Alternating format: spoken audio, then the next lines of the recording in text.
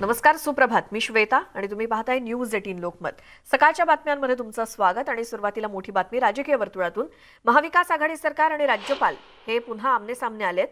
विधानसभा अध्यक्षपदाच्या निवडणुकीवरून हा सामना रंगलेला आहे आणि याच अधिवेशनामध्ये विधानसभा अध्यक्ष निवडणुकीसाठी महाविकास आघाडी सरकार आग्रही आहे आणि त्यासाठी महाविकास आघाडी सरकारकडून पत्रावर पत्र पाठवली जात आहेत राज्यपालांना. आणि आतापर्यंत सरकारनं राज्यपालांना 3 पत्र लिहिली असून मुख्यमंत्री उद्धव ठाकरेंनी राज्यपालांना खरमरीत पत्र लिहिलंय अशी माहिती न्यूज 18 लोकमतच्या सूत्रांनी दिली आहे.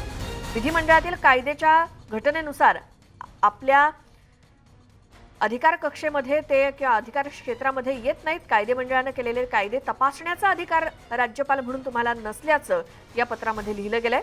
या संदर्भात महाविकास आघाडीच्या नेत्यांचं बैठक सत्र सुरू आहे. काल तब्बल 3 तास झालेल्या बैठकीनंतर पुन्हा आजही सकाळी बैठक होणार असल्याची माहिती मिळते. त्यामुळे आता आज तरी विधानसभा अध्यक्षांची निवडणूक होणार का हे पाहणं महत्त्वाचं आहे. आमच्या प्रतिनिधी प्रणाली कापसे आपल्यासोबत आहेत फोन लाईनवरती. अध्यक्षपदाच्या निवडीबाबत आणि त्याचसोबत राज्यपालांकडून येणारा प्रतिसाद याची वाट बघता बघता काल संपूर्ण काय घडामोडी घडल्या आणि आज काय काय होण्याची शक्यता? श्वेता, आपण बघितलं की शुक्रवारी संध्याकाळच्या सुमारास महाविकास आघाडी सरकारच्या वतीनं विधानसभा अध्यक्षपदाच्या निवडणुकीची कार्यक्रम पत्रिका ही राज्यपालांना पाठवण्यात आलेली होती.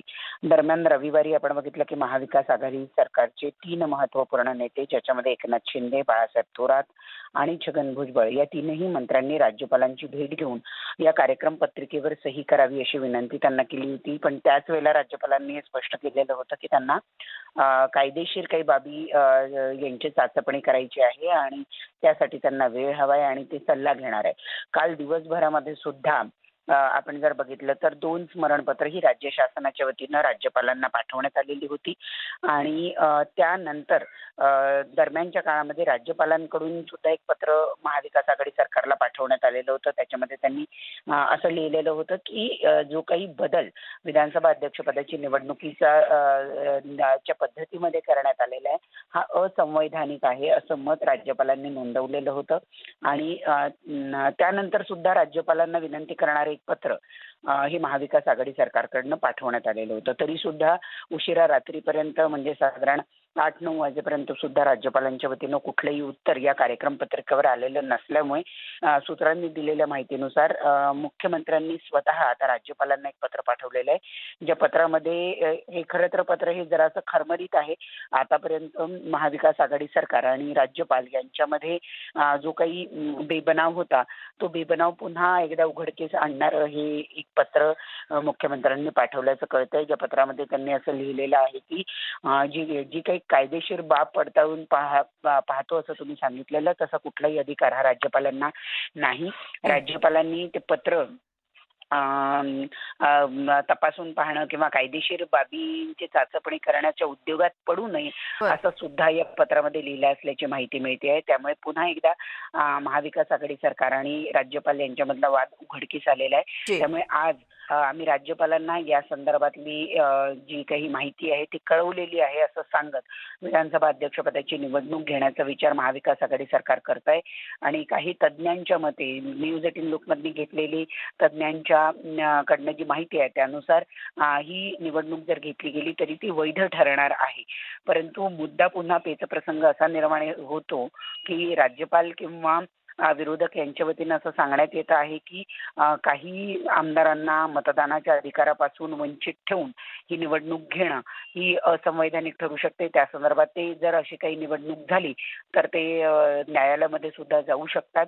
आणि ज्या पद्धतीनं बदल करण्यात आलेले आहे त्या बदलांमध्ये सुद्धा राज्यपालांना काही अधिकार दिलेले आहेत असं कळतंय. त्यामुळे राज्यपाल सुद्धा अडवणूक करतात असं दिसून येत आहे. त्यामुळे एकूणच नवीन झालेल्या बदलांमुळे अनेक पेच जे आहे ते या निवडणुकीच्या बाबतीत निर्माण झालेले आहेत. तरी सुद्धा आज निवडणूक घेतली जाईल असं महाविकास आघाडी सरकारच्या वतीनं सांगण्यात आल्याची माहिती सुद्धा सूत्रांनी दिली. प्रणाली, खूप धन्यवाद या सगळ्या सविस्तर माहितीसाठी. त्यामुळे काल काय काय घडामोडी घडल्या त्यासोबत आज आता विधानसभा अध्यक्षपदाची निवडणूक होते की नाही, कशा पद्धतीने होते याकडे आता संपूर्ण राज्याचं लक्ष आहेच. आता राज्य विधानसभा अध्यक्षपदाच्या निवडणूक जी पद्धत बदलण्याच्या निर्णयाला राज्यपालांनी अद्यापही काही मंजुरी दिलेली नाही. आणि या निवडणुकीवरून राज्य सरकार आणि राज्यपाल तर आमनेसामने आलेच आहेत. राज्यपाल याबाबत काय निर्णय घेणार याकडे महाविकास आघाडीच्या नेत्यांचं लक्ष लागलंय. विधानसभा अध्यक्षपद निवडणूक, राज्यपाल राज्य सरकार आमने सामने. राज्यपाल काय निर्णय घेणार? पुन्हा राज्यपाल वर्सेस राज्य सरकार. राज्यपाल आणि महाविकास आघाडी सरकार पुन्हा एकदा आमने सामने आलेत आणि यावेळी निमित्त ठरलंय ते विधानसभा अध्यक्ष निवडणुकीच्या पद्धतीमध्ये झालेला बदल. ही निवडणूक गुप्त मतदान पद्धतीनं होण्याऐवजी आवाजी मतदानानं करावी अशी सरकारची भूमिका आहे. मात्र याला राज्यपालांची परवानगी आवश्यक आहे. ती परवानगी मिळावी यासाठी महाविकास आघाडीचे नेते रविवारी राज्यपालांना भेटले आणि त्यांनी या बदलासाठी परवानगी द्यावी अशी मागणी केली आहे. काँग्रेसचा आणि महाविकास आघाडीचाही तो प्रयत्न आहे आणि त्या पद्धतीची आम्ही पूर्ण तयारी लावलेली आहे. म्हणून कालच माननीय राज्यपाल महोदयांना आमचे नेते जाऊन भेटून आलेत, त्यांना हे सगळी भूमिका समजून आणली. आज ॲडव्होकेट जनरलांनाही या ठिकाणी बोलवलं गेलं होतं, त्यांच्याशी सल्लामसलत करण्यात आलेला आहे. सगळ्या कायदेशीर बाबी तपासून या पद्धतीची ही कारवाई सुरू आहे. विधानसभा अध्यक्ष निवडणूक पद्धतीत बदल करण्याबाबत कायदेशीर प्रक्रिया तपासायची आहे असं राज्यपालांच्या वतीनं सांगण्यात आलंय. यानंतर मुख्यमंत्र्यांनी सुद्धा या निवडणुकीला मंजुरी देण्याबाबतचं पत्र राज्यपालांना लिहिलं. या मुद्द्यावरून सरकार आणि विरोधकांनी एकमेकांवर निशाणा साधलाय. एवढंच एक वाक्य जोडेल की आता तुम्ही नियमामध्ये बदल करून त्यांच्याकडे तारीख मागताय, पण घटनेप्रमाणे त्यांनी दोनदा तुम्हाला तारीख दिली, तुम्ही विधानसभा अध्यक्षाची निवडणूक घेतली नाही. खरं म्हणजे हा राज्यपालांनी दिलेल्या डेटला विधानसभा अध्यक्ष निवडणूक न घेणं हा राज्यपालांचा म्हणजे पर्यायाने घटनेचा अवमान असतो. माझं तर म्हणणं असं आहे की या एका मुद्द्यावर सुद्धा राष्ट्रपती राजवट येऊ शकते. राज्यपाल आपले फार अभ्यासू आहेत. इतका अभ्यास बरा नाही. त्या अभ्यासाचं ओझं झेपलं पाहिजे. एक ते मुळात लॉकडाऊन काळामध्ये अभ्यास कमी झालेला आहे. त्यात तुम्ही प्रत्येक गोष्टीचा असा अभ्यास करायला लागलात. घटनेमध्ये काही गोष्टी स्पष्ट लिहिल्या आहेत, त्यानुसार तुम्हाला काम करायचं. राज्यपाल आणि राज्य सरकार यापूर्वी सुद्धा आमने सामने आलेत. सरकारनं शिफारस केलेल्या विधान परिषदेच्या 12 आमदारांची नियुक्ती अद्यापही प्रलंबित आहे. लॉकडाऊनच्या काळात मंदिरं उघडण्याबाबत राज्यपालांनी पत्र लिहून मुख्यमंत्र्यांना हिंदुत्वाची आठवण करून दिली होती. उत्तराखंडला जाण्यासाठी राज्यपालांना सरकारी विमान नाकारण्यात आलं होतं. यामुळे सरकार आणि राज्यपाल या दोघांमधली दरी आणखीनच रुंदावली. विद्यापीठ प्रकुलगुरू नेमण्यावरून सरकारनं घेतलेला निर्णय हा राज्यपालांच्या अधिकारांवर अतिक्रमण करत असल्याचा आरोपही करण्यात येतोय.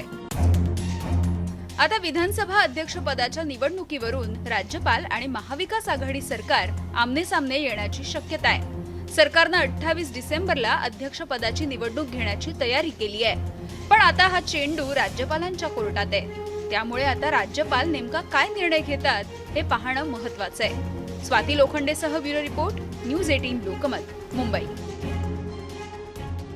आणखी एक महत्त्वाची बातमी आहे. भाजपच्या 12 निलंबित आमदारांनी राज्यपालांना पत्र लिहिलंय आणि निलंबित असताना मतदानाचा हक्क हिरावून घेतला जात असल्याचं आमदारांनी या पत्रात नमूद केलंय.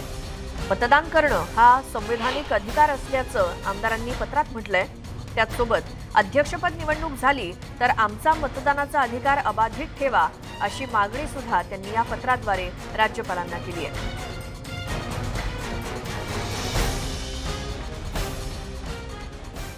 पुढची बातमी आहे. मुक्ताईनगर मतदारसंघामध्ये गेल्या काही दिवसांपासून शिवसेना आणि राष्ट्रवादीच्या पदाधिकाऱ्यांमध्ये संघर्ष चालू असून त्यातच काल राष्ट्रवादीचे ज्येष्ठ नेते एकनाथ खडसे यांच्या कन्या रोहिणी खडसे यांच्या वाहनावर अज्ञात इसमानं हल्ला केल्याची घटना समोर आली. अज्ञातांकडून दगडफेक करण्यात आल्यामुळे खळबळ माजली आहे. दरम्यान रोहिणी खडसे यांच्या गाडीवर झालेल्या हल्ल्याची राज्याच्या महिला आयोगाच्या अध्यक्षा रुपाली चाकणकर यांनी तीव्र शब्दात निषेध केलाय आणि नोंद घेतली आहे.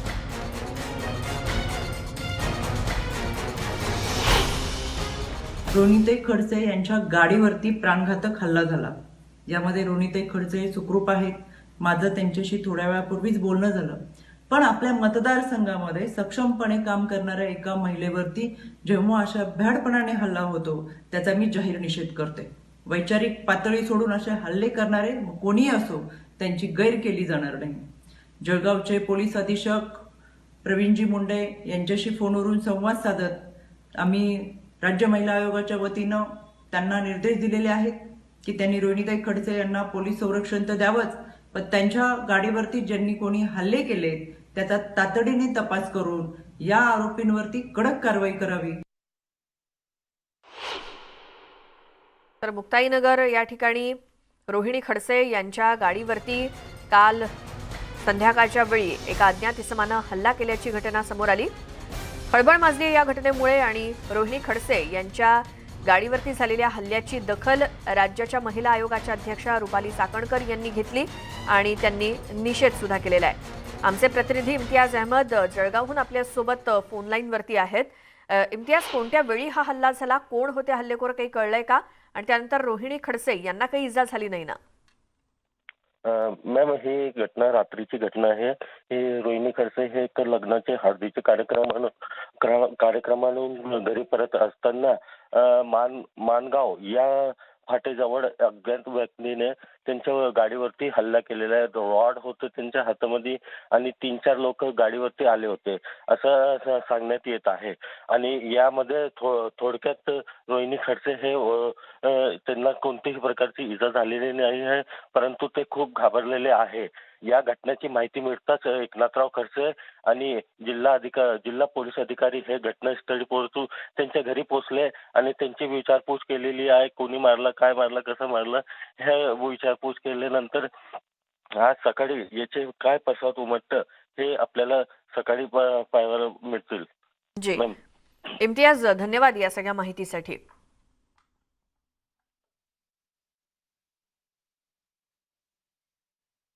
यानंतर आता पुढच्या बातमीकडे वळतोय. सध्या राज्यामध्ये पुन्हा एकदा राष्ट्रपती राजवट लागू होण्याची शक्यता असल्याचं मत भाजपचे आमदार चंद्रकांत पाटील यांनी व्यक्त केल्यानंतर साताऱ्याच्या दौऱ्यावरती असताना राष्ट्रवादी काँग्रेसचे अध्यक्ष शरद पवार यांनी त्याला उत्तर दिलंय आणि राज्यामध्ये उद्धव ठाकरेंच्या नेतृत्वामध्ये क्लिअर कट सरकार आहे असं देखील पवार म्हणालेले आहेत.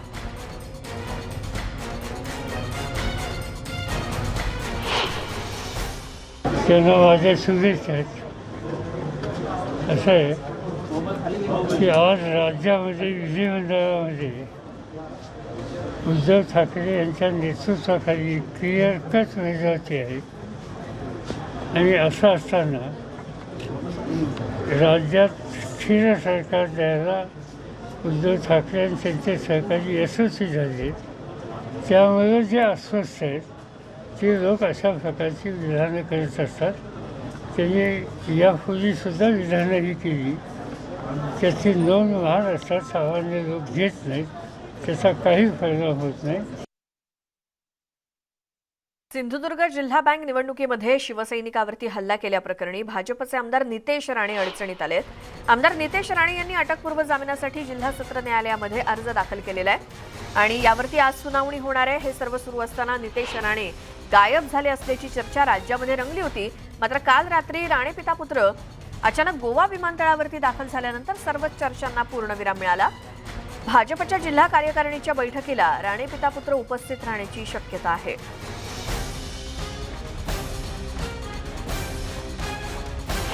मला संतोष परब यांच्या हल्ला झालेल्याच्या केसमध्ये गुंतवत असताना दिसतंय. ज्या दिशेने पोलीस चौकशी करते, कुठे ना कुठेतरी मला ह्या केसमध्ये गुंतवायचं. जसं विरोधी पक्षाच्या सगळ्याच सदस्यांना गेले 2 वर्षामध्ये चुकीच्या केसेस टाकून महाविकास आघाडीचा कारभार सुरू आहे, तसाच अनुभव या सिंधुदुर्ग जिल्हा बँकच्या निमित्ताने, निवडणुकीच्या निमित्ताने मलाही येतो आहे. हेच मी महाराष्ट्राच्या समोर नमूद करू इच्छितो. पुढची बातमी. ओमायक्रॉनसह कोविड विषाणूच्या उपप्रकाराच्या संभाव्य प्रादुर्भावाची शक्यता लक्षात घेऊन मुंबई महानगरपालिकेनं विशेष बैठकीचं आयोजन केलं होतं. या बैठकीमध्ये सर्व रुग्णालयं आणि जम्बो कोविड रुग्णालयं यांना सतर्क आणि सुसज्ज राहण्याचे निर्देश देण्यात आलेत आणि या अंतर्गत प्रामुख्यानं सर्व रुग्णालयांमधील आवश्यक त्या सर्व सोयीसुविधा, रुग्णांच्या खाटा, रुग्णवाहिका, रुग्णालयातील मनुष्यबळ, आवश्यक ती साधनसामग्री, औषधोपचार विषयक बाबी, औषधं, गोळ्या, इंजेक्शन साठा इत्यादी सगळ्या बाबींचा आढावा घेण्याचे निर्देश महानगरपालिकेचे आयुक्त इक्बाल सिंह चहल यांनी दिलेत. कोरोनाबाबत नियमांची अंमलबजावणी करणं हे तर या दरम्यान गरजेचं आहेच. त्याचसोबत केंद्राच्या मार्गदर्शक सूचनांची अंमलबजावणी करण्याचे निर्देश महानगरपालिकेने दिलेत. त्यासाठी काल एक महत्त्वाची बैठक घेतली गेली होती. कोविड केंद्रांच्या जागांची माहिती घेणं सुद्धा महानगरपालिकेनं सांगितलेलं आहे. रुग्णालयातील खाटांची माहिती अद्ययावत करणं, ऑक्सिजन साठ्याबाबत खातरजमा करणं, नियमितपणे मास्क घालणं, सोशल डिस्टन्सिंगच्या नियमांचं पालन करणं, साबणानं स्वच्छ हात धुणं आणि मास्क न लावणाऱ्यांवरती दंडात्मक कारवाई करणं असे निर्देश महानगरपालिकेने दिलेत. रुग्णालय प्रशासनानं सुद्धा सतर्क राहावं असं देखील सूचित करण्यात आलंय. कोविडची बाधा झाल्याची चाचणी लवकरात लवकर होणं हे रुग्णाच्या दृष्टीनं तसंच कोविड प्रतिबंधाच्या दृष्टीनं सुद्धा आवश्यक आहे. आणि या सगळ्या बाबी लक्षात घेऊन महानगरपालिका क्षेत्रामध्ये विविध ठिकाणी जी चाचणी केंद्र कार्यरत आहेत तिथे सगळ्या सोयीसुविधा उपलब्ध करून देणं, ज्यांना कोविडची लक्षणं नसतील त्यांनी कोविड चाचणी केंद्रामध्ये जाऊन कोरोना टेस्ट करून घ्यावी. या अनुषंगानं आपल्या विभागातील कोविड चाचणी केंद्राची माहिती वॉर रूममध्ये उपलब्ध करून देण्यात आलेली आहे. त्यामुळे संबंधित नागरिकांनी आपल्या विभागाच्या वॉर रूमशी संपर्क साधावा आणि ओमायक्रॉन या कोविड विषाणूच्या उपप्रकाराच्या प्रसाराची संभाव्यता लक्षात घेता खबरदारीची सगळी उपाययोजना म्हणून हे निर्देश महानगरपालिकेकडून देण्यात आले. जो नॉन रिस्क कंट्रीज है उनको हम होम आइसोलेशन या सोशल ऑब्जर्वेशन का उनको आदेश देते हैं और उनका भी हम टेस्टिंग करवाते हैं. एक बात यह है और दूसरी बात यह भी है कि जैसे सोशलाइजेशन है, अभी हमने आदेश दिया है कि जो पब्लिक प्लेसेस है उस पर 5 से ज़्यादा इकट्ठा ना हो रात में 9 बजे से सुबह 6 बजे तक. लेकिन उससे पहले और जैसे शादी ब्याह है या सोशलाइजेशन है या गेट टुगेदर है, ये इसकी भी कैपेसिटी हमने 50% तक कम कर दी है. लेकिन जो सब फॉरेन से आने वाले नागरिक होने की वजह से और कोविड अप्रोप्रिएट बिहेवियर का पालन नहीं होने की वजह से भी मामले बढ़ने की संभावना रहती है. नवीन वर्षामध्ये देशात 15 ते 18 वर्षांखालील मुलांचं लसीकरण आणि ज्येष्ठ नागरिक आणि फ्रंटलाईन वर्कर्सना बूस्टर डोस देण्याबाबत विचार झालेला आहे. याबाबत केंद्रानं गाईडलाईन्स जारी केल्या आहेत. 15 ते 18 वर्ष वयोगटातील मुलांना 3 जानेवारीपासून केवळ कोवॅक्सिन लस दिली जाणार आहे. आरोग्य कर्मचारी आणि फ्रंटलाईन वर्कर्सना येत्या 10 जानेवारीपासून बूस्टर डोस दिला जाईल. पण त्यांना दुसरा डोस घेऊन 9 महिने पूर्ण झालेल्यांनाच हा बूस्टर डोस घेता येणार आहे.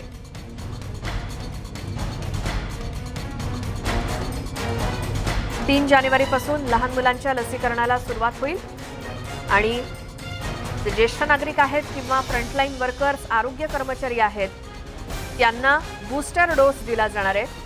मात्र कोरोना प्रतिबंधात्मक लसीचा दुसरा डोस घेऊन झाल्यावर 9 महिने जर पूर्ण झालेले असतील तरच बूस्टर डोस घेता येणार आहे.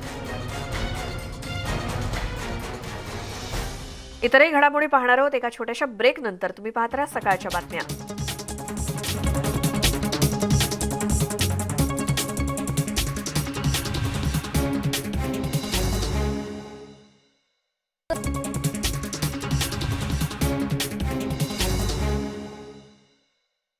ब्रेकनंतर बुलेटिनमध्ये तुमचं स्वागत. राज्यामध्ये ओमायक्रॉनचा संसर्ग वाढत असल्याच्या पार्श्वभूमीवर साई संस्थाननं रात्री 9 वाजल्यानंतर साई मंदिर भाविकांसाठी बंद ठेवण्याचा निर्णय घेतलाय. असं असतानाच आता शिर्डीच्या स्थानिक प्रशासनानं देखील रात्री 9 ते सकाळी 7 वाजेपर्यंत शिर्डीतील सर्व आस्थापना बंद ठेवण्याचा निर्णय घेतलेला आहे. त्यामुळे साई भक्तांची गैरसोय टाळण्यासाठी लॉजिंग सुरू राहणार असून रात्री 9 वाजल्यानंतर हॉटेल्स आणि रेस्टॉरंटमधून फक्त पार्सल सुविधा देण्यास परवानगी असेल.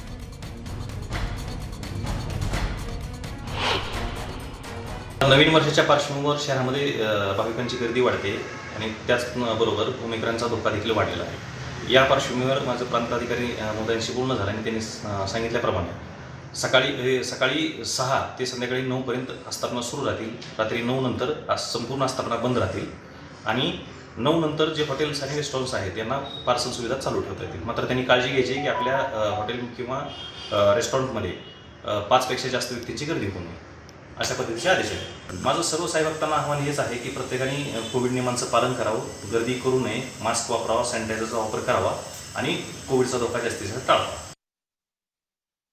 या बातमीसोबतच सकाळच्या बातम्यांमध्ये आपण इथेच थांबणार आहोत. मात्र दिवसभरातल्या महत्त्वाच्या आणि ताज्या बातम्यांसाठी आमचे YouTube चॅनल न्यूज 18 लोकमतला सबस्क्राईब करायला विसरू नका. बाजूला असलेल्या बेल आयकॉनवर क्लिक करा. फेसबुक आणि ट्विटरवरती सुद्धा आम्हाला फॉलो करत राहा. बुलेटिनमध्ये जाता जाता आणखी एक महत्त्वाची आठवण. घराबाहेर पडत असाल तर मास्क वापरा आवर्जून, सॅनिटायझर सोबत ठेवा आणि सोशल डिस्टन्सिंगचं पालन करा. यानंतरच्या बुलेटिनमध्ये आपण पाहणार आहोत स्पीड न्यूज.